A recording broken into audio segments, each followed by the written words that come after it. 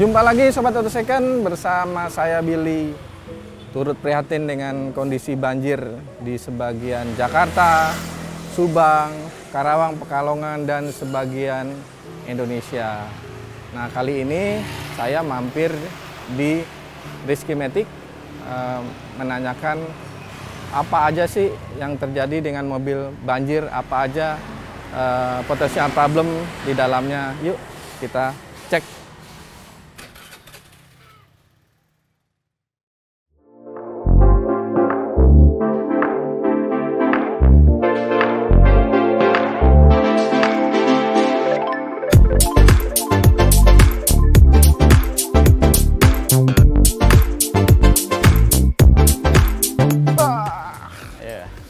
Om Ucup, siap. Apa kabar? Alhamdulillah baik ya. Ya, teman-teman masih ingat Om Ucup kan? Pasti ya. Nah, Om Ucup ini tahun lalu penuh banget ya, yang Betul. mobil kebanjiran ke sini. Iya. Nah, saya mau nanya nih, kalau kelelep atau terendam, Iya. habis berapa sih? Kan lagi susah nih. Sekarang kondisinya nggak gitu bagus, perekonomian, tiba-tiba ada musibah begini. Apalagi Aduh, sedih kemarin. juga ya. Iya. Nah, kalau untuk masalah biaya, ya minimal itu sekitar 15 untuk mobil-mobil biasa ya. 15 juta? 15 juta kayak mobil-mobil Honda Jazz, Honda Jazz lama, kayak Avanza. Kayak Avanza. Gitu. Iya. Kalau untuk maksimalnya sih kurang lebih sekitar 40 sampai 60. 40 sampai 60 untuk mobil itu? Enggak, untuk mobil yang kelasnya lebih bagus lah. Oh, ya. lebih naik ya? Lebih Wah, naik ya. lumayan banget ya. Iya. Mahal juga sih. Jadi 15 sampai 40 atau sampai 60 ya bisa ya? Betul. Tergantung kerusakannya sih dia. Tergantung kerusakan, Iya, nanti betul. kita bedah lagi. Iya. Nah, Om Ucup, kalau mobil sampai terendam, katakanlah lagi tidur nih, tiba-tiba ada air bah, Iya. gitu ya. Kalau nerobos kan artinya emang kita yang melakukan, ada resiko. Tapi kalau lagi tidur, tiba-tiba sungai meluap, terendam, apa sih yang harus pertama kali dilakukan? Nah, pertama kali yang dilakukan apabila kita ngelihat air datang, air bah besar datang, kita langsung buka kabel aki, buka kap mesin, ya kebetulan. Apalagi kalau di situ emang udah tersedia kunci ya, atau di mobil ada kunci 10, langsung kita buka kepala aki minnya aja, atau plusnya juga boleh gitu kan. Jadi biar walaupun dia nanti kerendam mobilnya sampai total itu ya 90% aman lah mobil itu. 90% aman? Aman, iya. Kelistrikannya ya? Kelistrikannya, dan nanti setelah itu dicuci lagi, dikeringkan, di starter, ya itu bisa hidup kembali dia. Oke, artinya keringkan di tempat gitu ya? Ya, keringkan di tempat atau dibawa ke bengkel lah, lebih bagusnya dibawa ke bengkel karena bengkel yang tahu mana yang harus dikeringkan, ya mana yang artinya elektrik inti yang harus diperbaiki gitu kan. Iya. Gitu. Jadi kalau misalnya harus diangkut ke bengkel, lebih baik pakai towing ya? Iya. Digendong ke bengkel ya? Betul. Jadi sama sekali nggak usah dinyalain atau akinya dipasang lagi ya? Iya.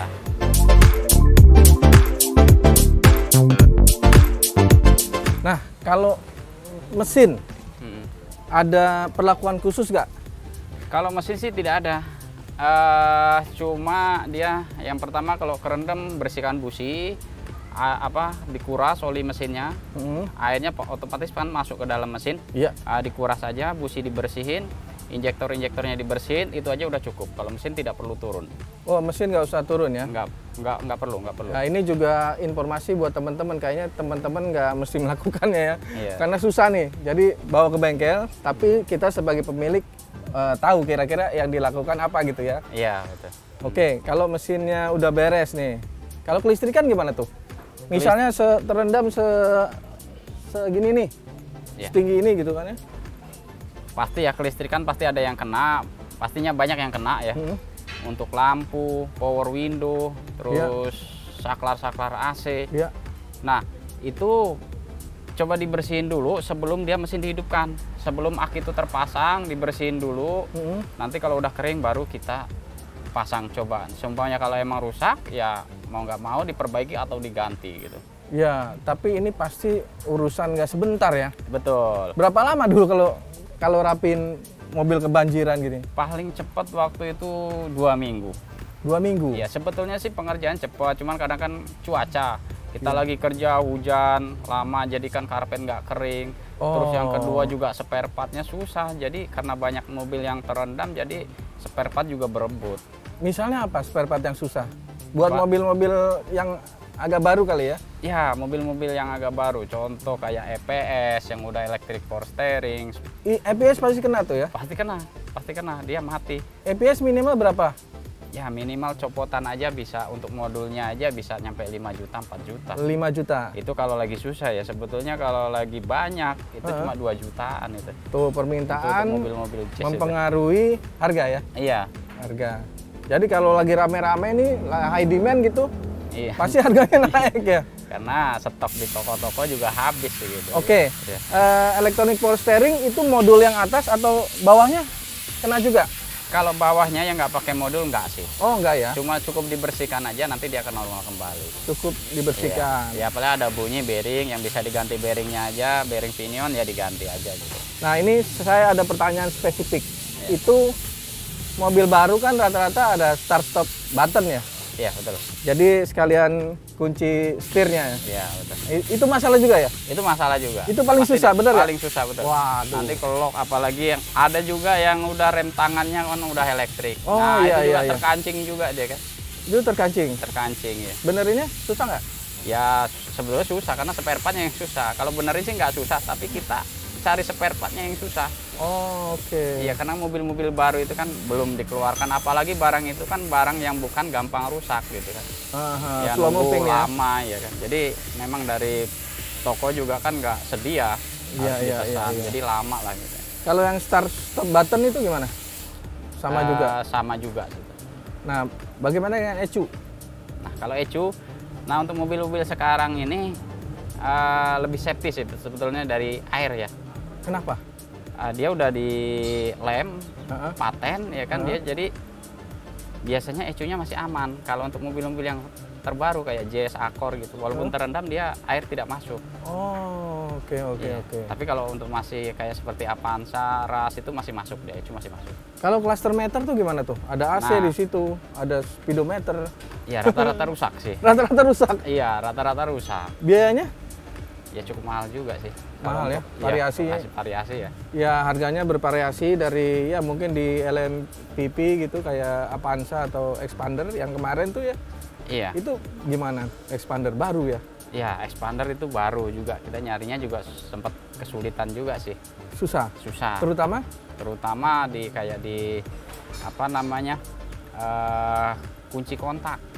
Oh. Kehabisan kita waktu itu di kunci kontak manualnya? Betul, kunci kontak elektriknya. Karena dia kan start udah stop pakai jadi satu ya? udah keyless kan. Iya. Oh, keyless kita pesan ya. dulu kan waktu itu sampai 3 bulan kita pesan kunci 3 kontak. bulan, teman-teman. Tuh, bayangin.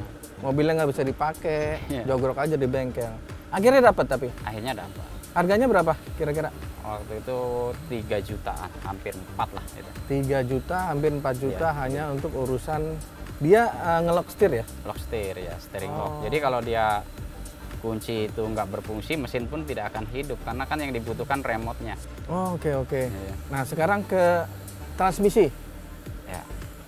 Transmisi Matic. Matic sekarang ada ECU-nya segala macam. Nah, gimana nih? Ya. Kebetulan spesialis Matic, kamu Cup. Kalau untuk transmisi, sebetulnya kalau begitu kena, dibawa ke bengkel untuk air langsung dikuras, sebetulnya masih bisa berfungsi normal lagi. Masih bisa berfungsi normal lagi. Tapi yang CVT kadang-kadang dia dipakai baru beberapa minggu atau beberapa bulan, dia akan trouble. Biasanya kan sealnya juga masuk ke airnya itu masuk ke dalam ruang-ruang seal atau ke ke puli CVT. Ya. Jadi awalnya kelihatannya aman ya? Kelihatannya aman. Dipakai, habis dikeringkan, dipakai seminggu, 2 minggu, sebulan. Nah, baru mulai. Habis itu kenapa? Nah, mulai dia ada terasa nanti biasanya jalannya agak tersendat-sendat. Tersendat-sendat? Iya. Puli juga mulai termakan. Oh. Jadi ya kalau semuanya begitu kena banjir, lebih bagus itu langsung diturunin transmisinya yang CVT ya. Kalau yang AT biasa enggak. Kalau yang AT biasa enggak, bisa cukup dikuras saja sampai bersih dia udah normal. Karena CVT lebih sensitif sih dia. Sensitif. Iya. Jadi bukan hanya kelistrikannya ya? Di bukan. ECU-nya ya? Tapi Iya. juga di mekanisnya ya? Di mekanisnya juga kadang kena. Kalau untuk di Matic CVT ya khususnya Iya. sih mobil-mobil ya yang CVT kan ya kayak Honda lah yang sekarang rata-rata Honda. CVT ya. CVT. Iya. Oke. Itu air masuk dari mana ya kalau ke gearbox? Ya setiap gearbox kan pasti ada pembuangan udara. Oh, selang lubang hawa. pernapasan itu. Di atas ya Iya, biasanya? Di atas. Ya kalau sumpahnya mobil kelelep, ya pasti masuk airnya. Pasti masuk. Iya, pasti masuk. Iya. Oke, ini kayaknya paling complicated di transmisi ya? Iya, di transmisi. Setelah mesin, transmisi, kalau interior masih biasa lah ya? Masih biasa. Copot-copotin dan Iya. lain-lain gitu. Yang transmisi ya yang paling besar biayanya. Kalau Iya. seumpamanya begitu mobil baru yang kena kayak velfire gitu kan spare partnya belum ada. Oh. Iya, kayak Foxy kayak gitu kan. Pernah nanganin Foxy Pernah. dan Velfire? Pernah. Foxy juga pernah gitu. Habis berapa itu? Waktu itu kalau Foxy kita habis sekitar 25, cuma ganti copotan. Oh, 25 ya? Iya, 25. Banjir ya?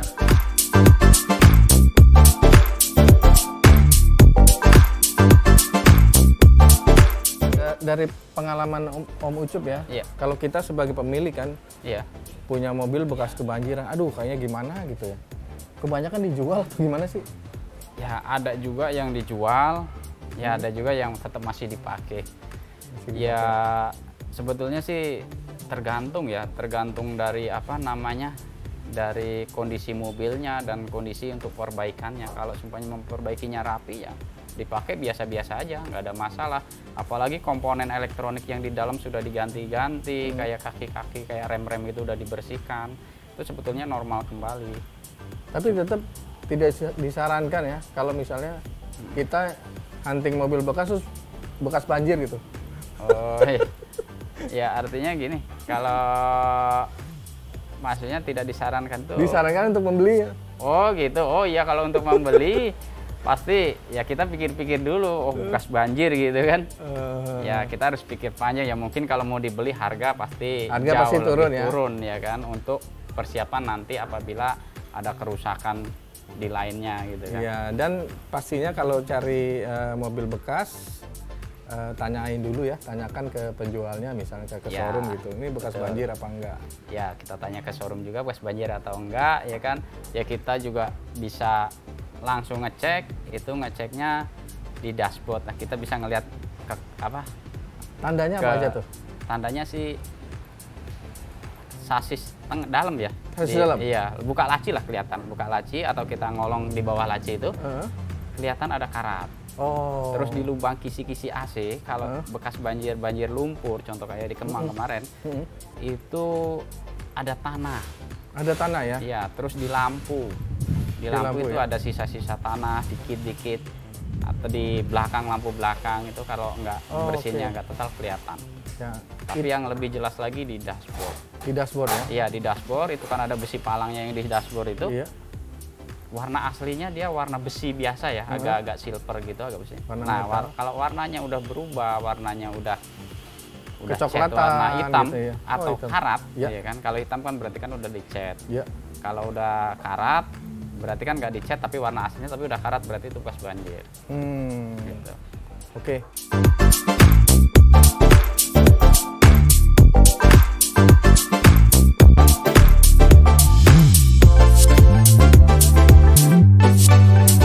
Om Ucup, kalau terpaksa menerobos genangan air, triknya gimana? Nah, kalau terpaksa nerobos genangan air itu maksimal itu di setengah ban ya. Kalau lebih baik menghindar. Oh. Kalau dia udah ban kelelep ya bisa-bisa nanti apa namanya udara throttle body kan ada corong udaranya. Ya. Nanti ngisep air malah mesinnya macet. Water hammer ya? Iya, water hammer. Lebih baik kita lebih baik menghindar lah ya, daripada nanti biayanya lebih besar gara-gara Iya. cuma sengaja kita maksain banjir kita Iya, terobos iya, aja, iya. atau kita kejebak di jalan, wah tiba-tiba air langsung besar ya sudah, mesin langsung matikan, akinya langsung dilepas. Gitu aja. Kita paksa lepas aja, yang Iya. penting elektronik di mobil itu terputus semua gitu. Oke, sekarang pertanyaan terakhir. Ya. Ada saran apa nggak step-step 1, 2, 3 gitu, buat teman-teman? Ya, ini untuk saran-saran di saat musim penghujan ya. Yang pertama untuk kendaraan, ya kalau ada lahan yang kosong atau buat parkir yang aman dari banjir ya diamankan. Tapi emang kalau tidak ada ya kita harus tetap waspada. Yang pertama kalau kita tinggal tidur atau akinya tetap dilepas saja. Nanti besok pagi ya kita pasang lagi kan tidak ada masalah. Oh, kalau rumahnya di daerah rawan banjir ya? Daerah rawan banjir gitu kan. Iya. Nanti begitu kalau seumpamanya ada tiba-tiba banjir ya sudah biarkan saja gitu kan. Emang kalau udah tidak bisa menghindar. Setelah itu air sudah surut ya mobil ditarik ke bengkel aja biar ahlinya yang memperbaiki. Jadi kerusakan tidak banyak, hanya cukup dibersihkan saja mobil akan normal kembali gitu. Oke. Ya. Baik, Om Ucup, terima kasih. Ya. Teman-teman, sekian diskusi kita tadi, dapat penjelasan yang oke banget dari Om Ucup. Jangan lupa like, share, and subscribe kanal Auto Second. Sampai jumpa di video berikutnya.